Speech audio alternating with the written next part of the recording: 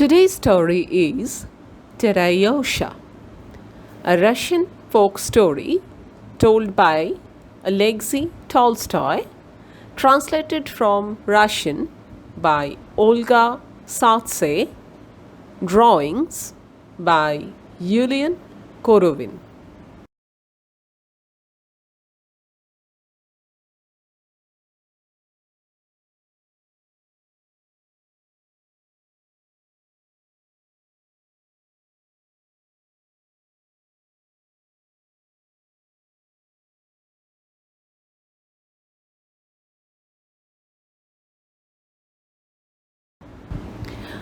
Once upon a time, there lived an old man and his wife who had no children, and they were very lonely. One day, the old man shaped a piece of wood, and the old woman wrapped it up and rocked it like a baby, singing, "Close your pretty eyes, Teryosha. Sleep, my darling child. All the finches and the thrushes, all the hares and foxes wild, have gone bye-bye in the forest.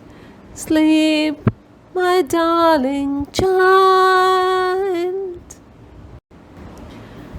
Little by little, the piece of wood they called Teryosha began to change into a real child, and before long he grew into a big and clever boy.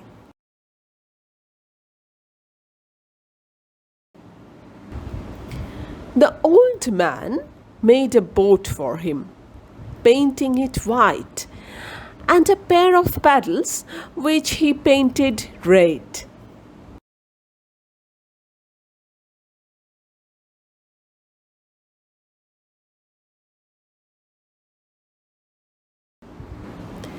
Teryosha got into the boat and said, "My little white boat, do as I wish, and take me to where there are plenty of fish." The little white boat obeyed and took Teryosha far out into the river.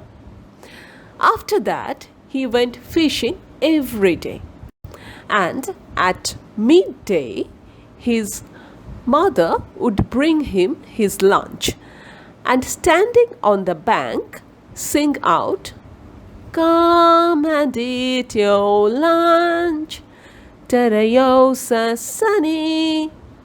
There is milk and curd and bread and honey."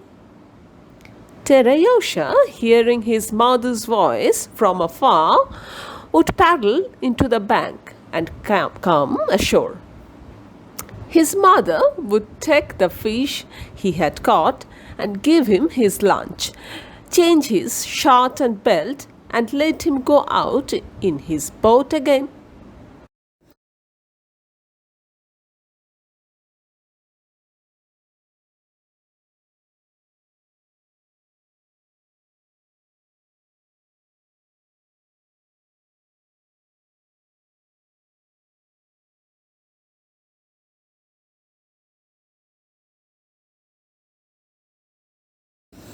Now the witch saw and heard all this, and so one day she came to the bank and called in her ugly voice, "Come and eat your lunch, Teryosha sonny. Here is milk and curd and bread and honey." Teryosha knew it was not his mother's voice, and urged his little white boat to take him as far away from the bank as it could.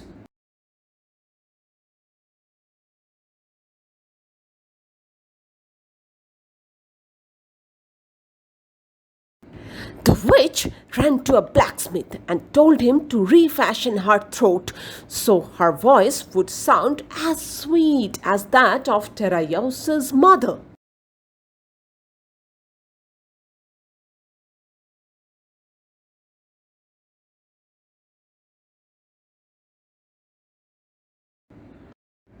The blacksmith did his best, and then the witch came to the bank and called, "Come and eat your lunch, Teryosha, sonny. Here is milk and curd and bread and honey."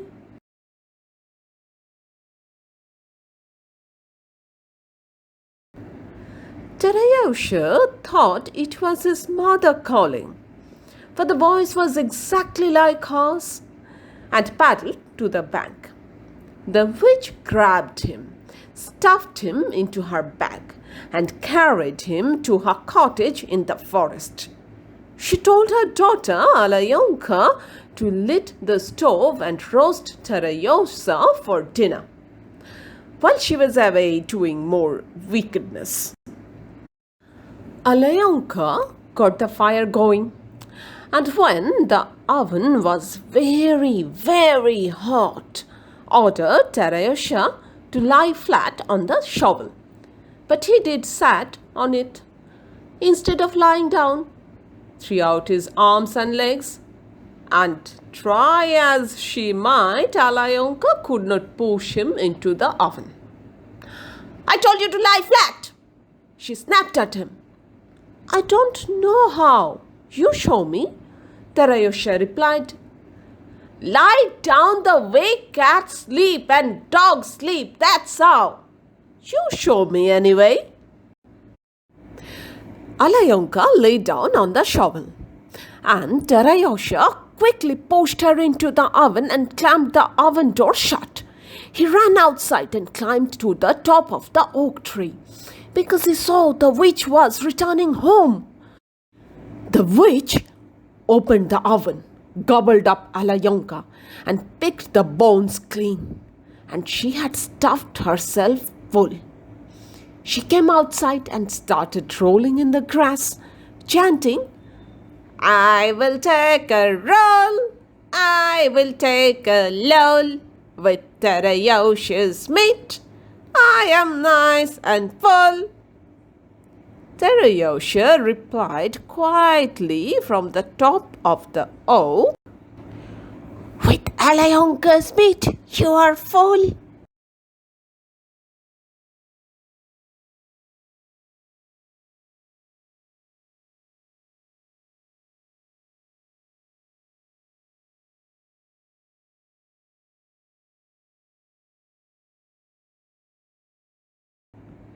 The witch thought it was simply the oak leaves rustling in the wind, and went on chanting, "I will take a roll, and I will take a loll, with Teryosha's meat, I am nice and full."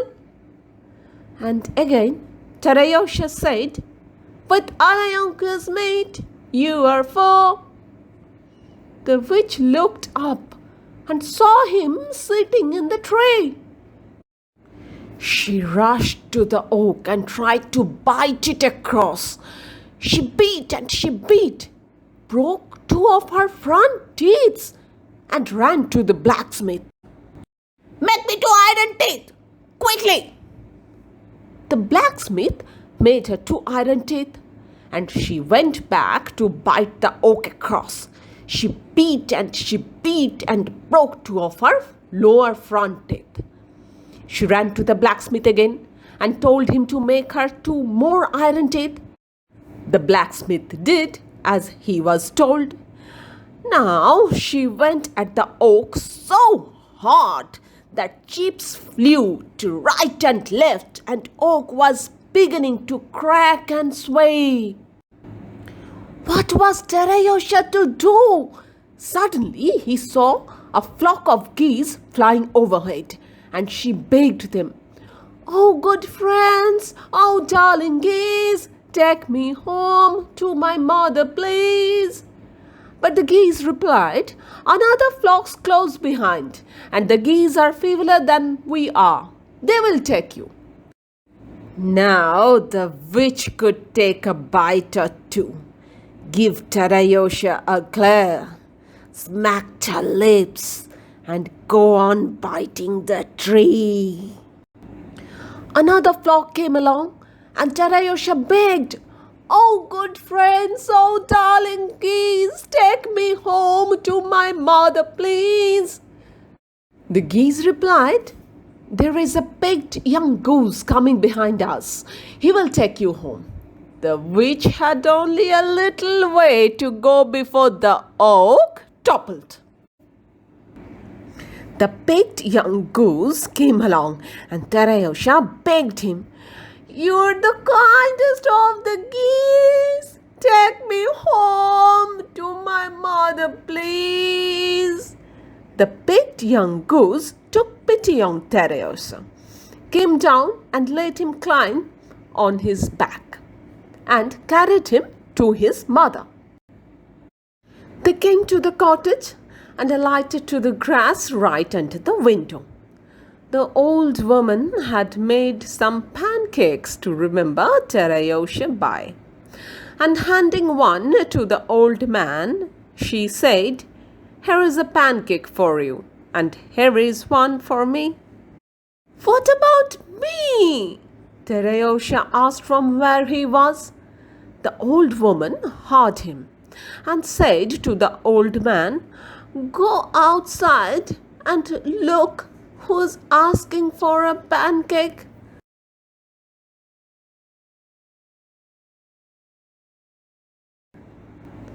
The old man went outside. So Teryosha took him home to the old woman, and she couldn't kiss and hug her darling son enough.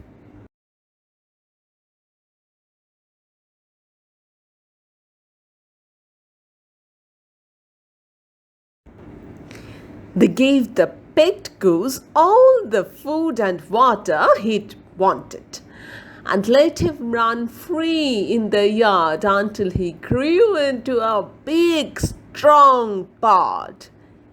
He leads the flock now, flaps his wide wings, and often remembers Teryosha. Thanku, Hugsie, sorry for mistakes.